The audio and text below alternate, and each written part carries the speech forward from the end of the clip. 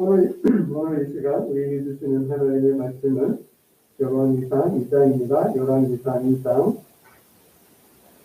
10절에서 12절까지의 말씀입니다. 열왕기상 2장 10절에서 12절 말씀, 구약성경 512쪽에 있습니다. 구약성경 512쪽, 열왕기상 2장 10절에서 12절까지의 말씀입니다. 하나님의 계시의 말씀을 다 같이 한 목소리로 합독하겠습니다. 시작. 다윗이 그의 조상들과 함께 누워 다윗성에 잠자더니 다윗이 이스라엘 왕이 된 지 40년이라. 헤브론에서 7년 동안 다스렸고 예루살렘에서 30년 동안 다스렸더라. 솔로몬이 그의 아버지 다윗의 왕위에 앉으니 그의 나라가 괜히 견고하니라. 여러분, 죽으면 진짜 끝일까요? 많은 사람들이 죽으면 끝이라고 생각합니다. 그러나 죽음은 끝이 아니다. 죽으면 끝이 아니다. 죽음은 끝장이다. 끝장 날 줄 알아. 죽을 줄 알아. 죽으면 끝이야. 그렇게 말들 하는데요. 죽음은 절대로 끝이 아니다. 여러분, 호랑이는 죽어서 사죽을 남기고 사람은 죽어서 이름을 남긴다 하였습니다. 이름 석자 남는 거죠. 이름 석자와 함께 삶도 남는다. 사람은 살면 남는 거예요. 나는 죽어도, 우리는 죽어도, 사람은 죽어도 살아온 삶은 남는다. 삶은 남아요. 그래서 그 삶이 후대에 영향을 줘. 그 사람이 살았던 삶, 살면서 했던 말들, 그 사람이 가졌던 정신, 그 모든 행동, 그 삶이 남아요. 그래서 영향을 주는 거예요. 그래서 어떤 사람은 좋은 긍정적인 영향을 주지만 또 어떤 사람은 나쁜 악영향을 준다라는. 여러분, 우리가 이건 명심해야 합니다. 사람은 죽어서 삶을 남긴다. 절대 끝이 아니라는 거예요. 끝장이 아니라는 거예요. 오늘 본문에 다윗의 죽음을 이야기하고 있습니다. 10절 말씀 우리 다시 한번 읽어봅니다. 10절입니다. 시작. 다윗이 그의 조상들과 함께 누워 다윗성에 잠자더니. 세월을 이길 장사가 없다 그랬어요. 잠을 이길 장사가 없다 그랬는데 죽음을 이길 장사가 없는 거예요. 사람은 다 죽어요. 오늘 본문의 다윗도, 그 위대한 다윗도, 영웅 다윗도 세상 모든 사람이 가는 길을 갔습니다. 그러나 다윗은 죽었지만 다윗의 삶은 남았다라는 거예요. 다윗의 삶은 남았다라는. 그러면 이 말의 의미가 뭘까요? 몇 가지를 살펴볼 수 있는데요. 다윗의 삶은, 그의 인생은 역사 서술의 기준점이 됩니다. 이스라엘 역사의 기준이 되는 거예요. 또 구체적으로 말씀을 드리면 왕들의 판단 기준이 됐어요. 이 왕이 선한 왕인지 악한 왕인지를 판단하는 기준이 됐어요.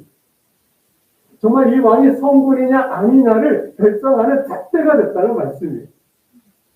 그의 조상 다윗과 같이 아니하여 여호와 보시기에 정직하게 행하지 아니하고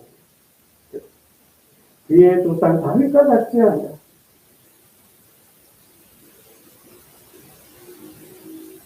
아히야 선지자가 여로보암에게 이러한 말씀을 합니다. 솔로몬이 이랬다라는 거예요. 그의 아버지 다윗이 행함 같지 아니하여. 그래서 나라를 쪼개어서 반을 너에게 준다. 12지파 중에서 10지파를 너에게 준다라고 아히야 선지자가 여로보암에게 말씀합니다. 내 종 다윗이 행함 같이 내 율례와 명령을 지키며 내가 너와 함께 있어. 내가 다윗을 세운 것 같이 너를 위하여 견고한 집을 세우고 이스라엘을 내게 주리라. 여로보암에게 아히야 선지자가 한 말이, 내 종 다윗과 같이 행한다면, 정말 다윗과 같이 그 율례와 명령을 지킨다면 내가 다윗과 함께 있었던 것처럼 너와 함께 있을 것이고 내가 그의 나라를 세웠던 것처럼 내가 너에게 준 나라도 그렇게 세워줄 것이다 라고 말씀하는 거예요.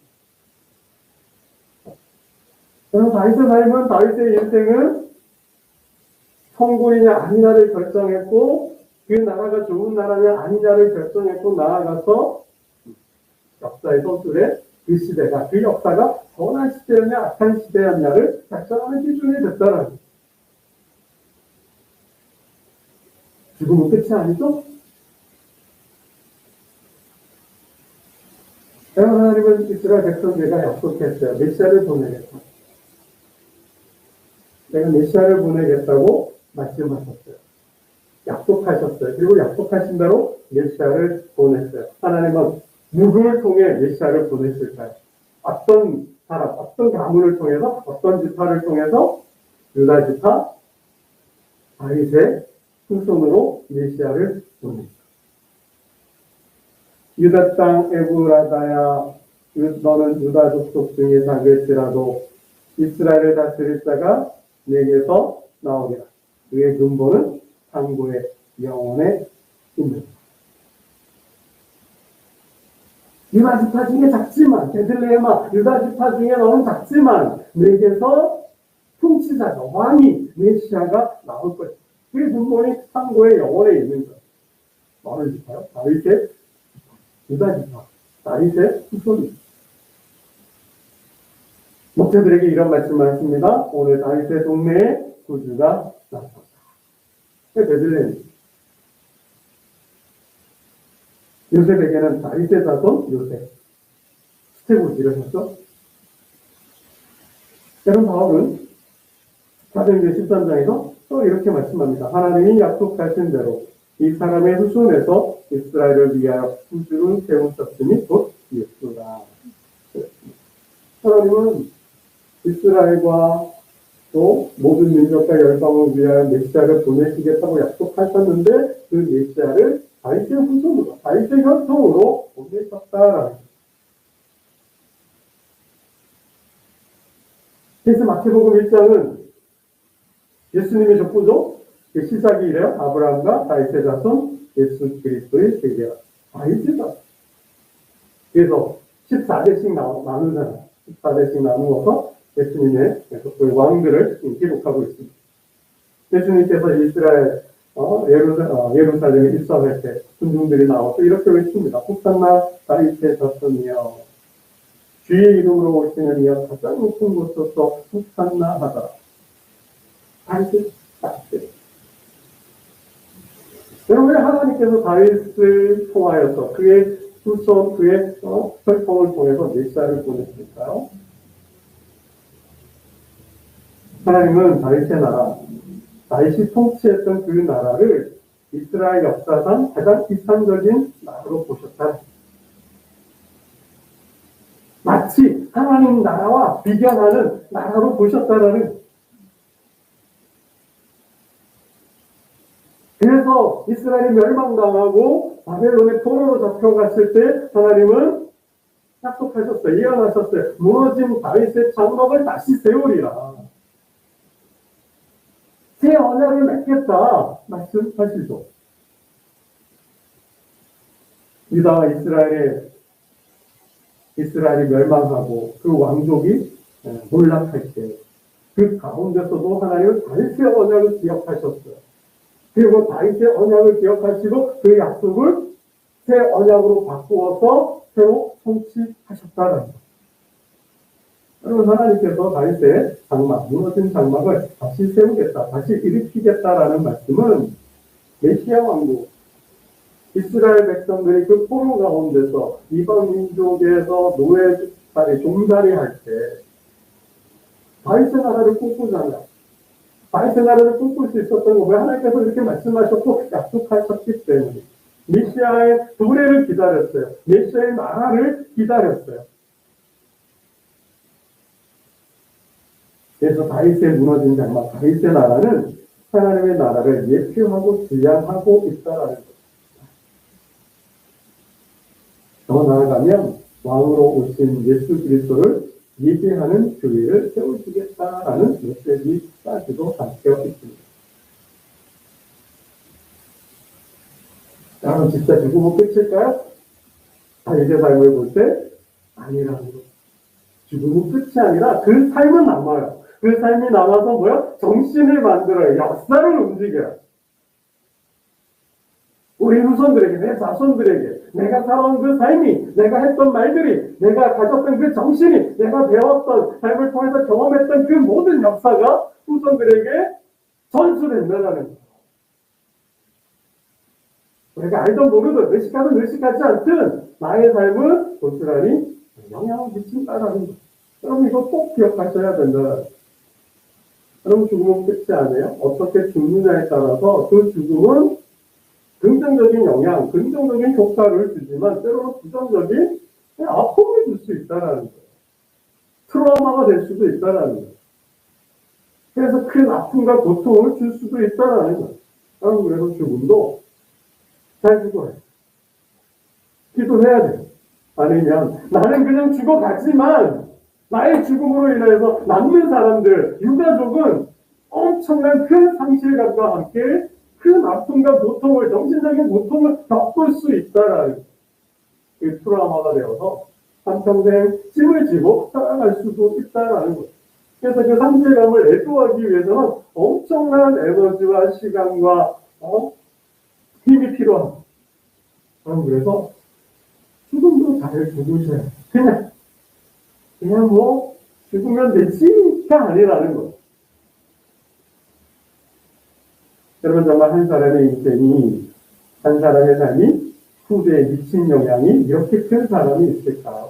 정말 다윗만큼 그 후대 역사에 정말 이렇게 큰 족적을, 이렇게 큰 자치를, 이렇게 큰 영향을 준 사람이 있을까라는 거예요. 여러분, 나의 삶이 내 자녀의, 내 손주의, 내 자손의 정신을, 삶을 만들 수 있어요. 우리 가문의 역사를 만들 수 있어요. 나의 삶을 통하여 나의 후배들이, 나의 후손들이, 나의 자녀들이 꿈을 갖고, 희망을 갖고 살아갈 수 있어야 돼요. 나아가서 정말 그 꿈, 하나님 나라를 향한 꿈을 꾸고 하나님 나라를 건설할 수 있어야 한다는. 그럼 베드로는 다윗을 선지자라고 고백합니다. 난 정말 다윗은 하나님과 신령한 영적인 교제를 나눴던 사람. 시편이 거의 절반 이상이, 절반 정도가 다윗의 시편이죠. 정말 모세가 광야에서 하나님의 집을 지을 때 하나님께서 시내산으로 부르셨고 모세와 함께 먹고 마시면서 하늘 장막을 보여주셨어요. 그리고 하늘 장막을 본대로 지으라 그러셨어요. 그처럼 하나님은 다윗에게 그 성전 설계도를 주어요. 그래서 그 하나님께서 보여준 대로, 그리게 하신 대로 성전을 짓죠. 하나님의 집을 짓습니다. 그러니까 그 정도로 신령한 사람이에요. 하나님과 영적으로 교통하는 사람이에요. 그래서 베드로는 다윗을 가르쳐서 선지자라 했습니다. 다윗은 선지자로서 예수 그리스도의, 하나님의 아들 예수 그리스도의 부활까지 예언하게 됩니다. 그럼 다윗은 정말 어떻게 살았길래 다윗은 이런 축복과 영광을 받았을까요? 정말 어떻게 살았길래? 우리 다윗의 삶을 묵상하지 않을 수 없습니다. 어떻게 살면 이런 복을 받을까? 정말 메시아가 오고 그의 통치를 통해 나라가 오고 그 나라가 하나님 나라를 예표하고 지향하는 그런 나라. 정말 태초에 인간이 살았던 그 에덴, 그것을 잃어버렸는데 그 에덴을 회복하는 길을 제시해 주고 있다는 것. 그러면 하나님은 사울을 폐하시고 새 왕을 찾으셨어요. 사울 이를 후 왕을 찾으셨는데 그게 누구예요? 다윗이었어요. 하나님이 다윗을 사무엘을 보내서 기름 붓게 하고 그리고 다윗을 왕으로 세우셨어요. 수많은 사람 중에 수많은 장군들과 수많은 책사들과 수많은 지혜자들이 있었지만 하나님 다 물리치시고 하나님 다 실패하셨어요. 시편에 보면 이런 말씀이 있어요. 내가 내 종 다윗을 찾아내어 나의 거룩한 기름을 그에게 부어소다. 내가 내 종 다윗을 찾아내어 나의 거룩한 기름을 그에게 부어소다. 시편 89편 20절 말씀입니다. 하나님은 사울을 패하시고 사울을 이어갈 후 왕을 찾으셨다라는 거예요. 찾으셨는데 그 사람이 다윗이었다라는 거죠. 사도행전으로 이렇게 고백하죠. 내 마음에 합한 자. 내 마음에 합하였다. 그의 마음이 곧 나의 마음이다. 그가 내 뜻을 이루었다라는 것이죠. 그래서 하나님은 다윗을 왕으로 택하고 기름 부으셨어요. 여러분 다윗이 왕이 되죠. 그 고난 중에 사울의 핍박 중에 도망하면서도 왕이 됐어요. 왕이 되고 가장 먼저 한 일은 잃어버린 법궤를 찾아서 예루살렘 성으로 가져오는 일이었어요. 여러분 법궤가 예루살렘 성으로 들어오는데 얼마나 기뻤으면, 얼마나 행복했으면, 얼마나 좋았으면 바지가 흘러내리는 줄도 모르고 그래서 춤을 추잖아요. 그 일이 기뻤다는 거예요. 그 일이 즐거웠다는 거예요. 그 일을 아무도 하지 않고 사울왕도 하지 않았던 버려두었던 법궤를 찾아서 예루살렘 성에 가져온 거예요. 그걸로 끝났나요? 아니죠. 그 하나님을 모실 집을 짓겠다는 거예요. 나단 선지자님. 하나님의 집을 짓고 싶습니다. 나는 이렇게 이런 궁의 궁전에 사는데 하나님의 말씀이 하나님은 저렇게 천막 가운데 있어야 되겠습니다. 그런 거. 그때 하나님은 뭐요? 다윗과 언약을 맺으신 거죠. 다윗아 너의 나라와 내 왕권을 너의 왕권과 너의 나라를 견고하게 해서 영원한 나라, 영원한 왕권으로 삼겠다. 영원한 나라로 세우겠다 말씀하죠.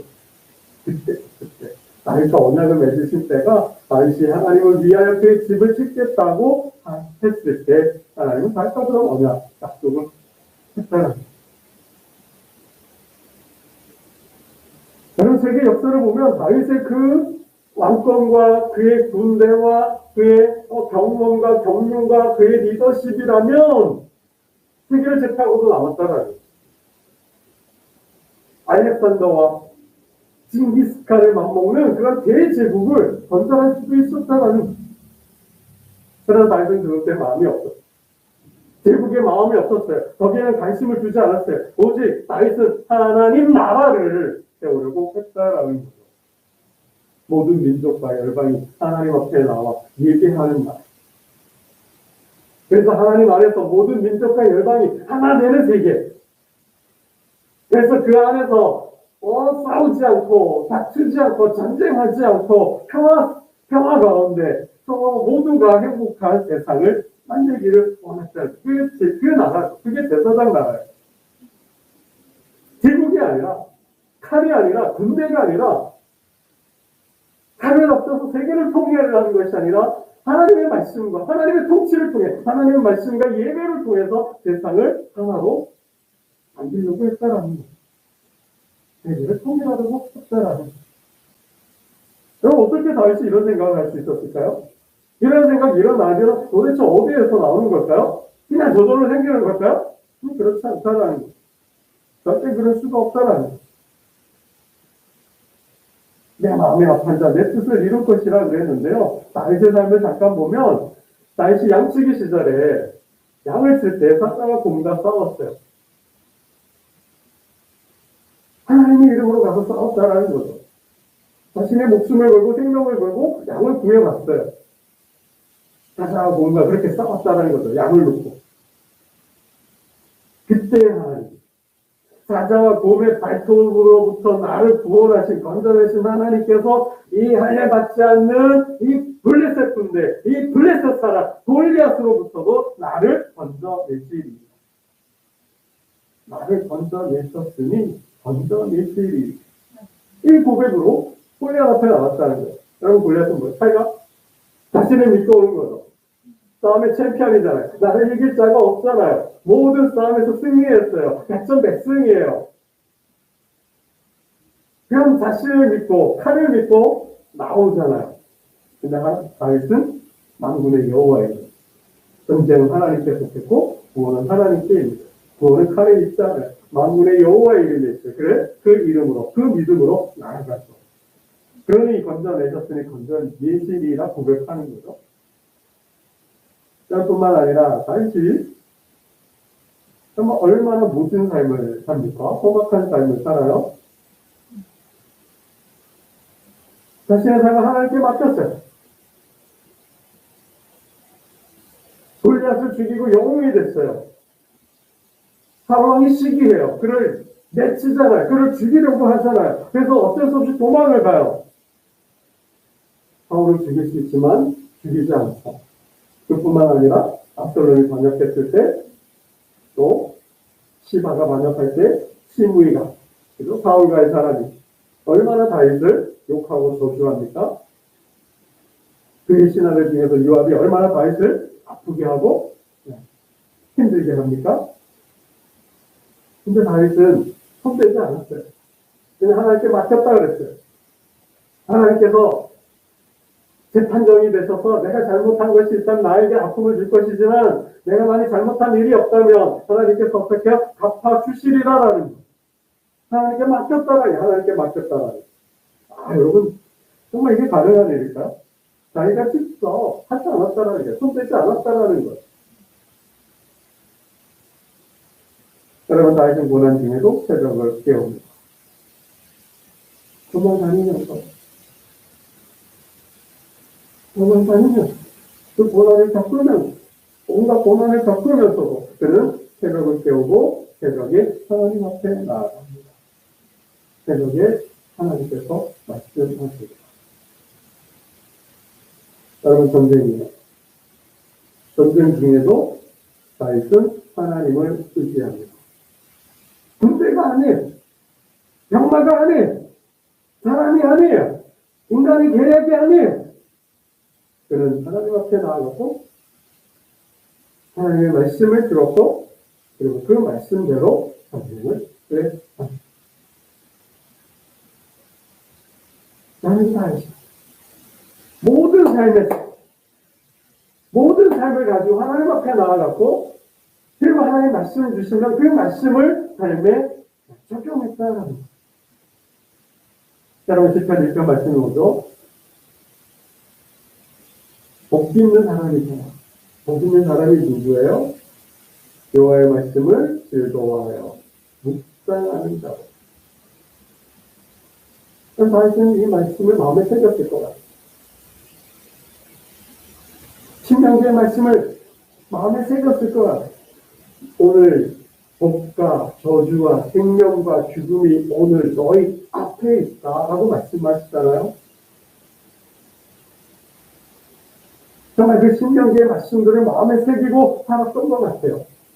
그는 새벽을 깨우는데 하나님 앞에 나아가는데 그냥 나가지 않고 말씀을 가지고 나아갔고 그 말씀을 통해서 하나님 말씀을 들으려고 했다라는 거죠. 신명기 17장에 왕의 규례가 있어요. 이스라엘 백성들이 가나안 땅을 점령하고 차지하고 그 땅에 들어가서 살 때 왕을 세워 달라고 할 때 우리에게도 왕이 필요하니 왕을 주옵소서라고 할 때 이런 왕을 세우라고 했어요. 그리고 왕이 해서는 안 돼. 세 가지가 있었죠. 병마를 일치하면 안 되고 아내도 많이 주면 안 되고 은금을 많이 줘도 안 되고 이스라엘 백성 중에서 하나님께서 택하신 자를 세워야 했어요. 그리고 그 왕은 평생 동안 해야 할 일이 있었습니다. 뭐죠? 말씀을 필사하여 읽으며 곁에 두고 읽으며 묵상하는 것. 여호와 경외하는 것을 배우는 것. 지금 어떻게 통치해야 될지, 어떻게 국정을 운영해야 할지, 지금 이 순간 이 상황에 맞는 하나님을 위한, 하나님의 나라를 위한 그 제도와 법이 무엇인지, 하나님의 뜻이 어디에 있는지 분별하기 위해서 말씀을 읽고 묵상하고 필사하는 평생에 걸쳐 다윗이 그랬다라는 거죠. 그랬을 것 같아요. 그러지 않고서는 이러한 일들을 행할 수가 없는 거죠. 그렇지 않고서는 하나님 마음에 합한 자가 될 수가 없고 하나님의 뜻을 이루는 자가 될 수가 없는 거죠. 모든 사람이 제국을 꿈꿀 때 다윗은 하나님 나라를 꿈꾸잖아요. 그는 모든 삶 속에서 하나님과 그의 나라와 그 영광, 하나님의 뜻이 어디 있는지를 분별해서 그 뜻을 알아서 그 뜻을 행하는, 삶 속에 행하는 사람이었잖아요. 그러니 이런 축복과 이런 영광을 받는 거예요. 그러니 사울을 위해서 왕이 되고, 그러니 하나님은 다윗과 그러한 사람과 그의 후손과 영원한 언약 약속을 맺지 않겠습니까? 여러분, 모든 사람은 죽습니다. 저도 죽고, 우리도 죽고, 사람은 죽습니다. 그러나 삶은 남습니다. 모든 삶이 다 남는 게 아니에요. 모든 삶이 다 영향을 주는 게 아니에요. 말씀으로 건져 올린 삶만 남는다는 거예요. 하나님 앞에 나아가서 말씀을 듣고 받고 그 말씀대로 산 삶만, 그 말씀으로 건져 올린 삶만 남는다는 말씀입니다. 정말 그 말씀이 살아있다면 그 삶이, 그 말씀이 삶을 만들고 그렇게 말씀으로 만들어진 삶이 남는다면 그 삶이 자손을 축복하고 가문을 축복하고 자손과 가문을 움직이고 하나님 나라를 세우는 겁니다. 제가 말씀을 읽겠습니다. 다윗은 살았을 때도 위대하고 멋진 아름다운 삶을 살았지만 죽어서는 그의 삶이 더 빛나고 더 영화롭고 더 멋진 위대한 삶이 되었다는 사실. 여러분, 우리는 어떤 삶을 합시고 어떤 삶을 후손들에게 남겨줄 것인가. 여러분, 기도하고 또 기도해서 다윗과 같은 삶을 사심으로 다윗의 삶을 통하여 우리 가정과 가문과 교회와 일터를 나아가서 나라를, 하나님 나라를 이 역사 가운데 세우는 축복의 풍노의 시기를 주님의 이름으로 축원합니다. 기도드리겠습니다. 하나님 아버지 감사합니다. 죽음은 끝장이라 생각했습니다. 그러나 죽음은 끝이 아니고 죽음은 삶을 남기기 위해 그 삶이 우리 가정과 자녀와 후손과 교회와 나라와 민족과 역사 가운데 큰 영향을 미친다 하였습니다. 아버지 하나님, 다윗이 죽어 하나님 앞에 부름받았지만 그의 삶은 나라서 그의 삶 속에 메시아가 왔고 그의 삶 통하여 이스라엘 백성들이 꿈꾸는 하나님 나라가 도래하였고 많은 백성의 꿈과 희망을 갖고 하나님 나라를 세워갔습니다.